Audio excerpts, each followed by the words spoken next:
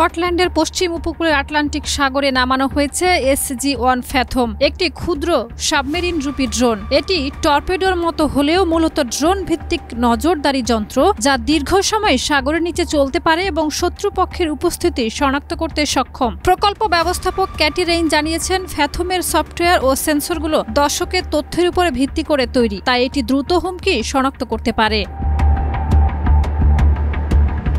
শত্রু বলতে মূলত রাশিয়ার সাবমেরিনকে বোঝানো হয়, যারা যুক্তরাজ্যের পানির নিচের অবকাঠামোর তথ্য সংগ্রহ করতে পারে। সম্প্রতি রাশিয়ার নৌযান ইয়ান তার এমন তথ্য সংগ্রহে লিপ্ত ছিল এবং রয়্যাল এয়ারফোর্সের বিমানের উপরে লেজার রশ্মি নিক্ষেপ করেছিল।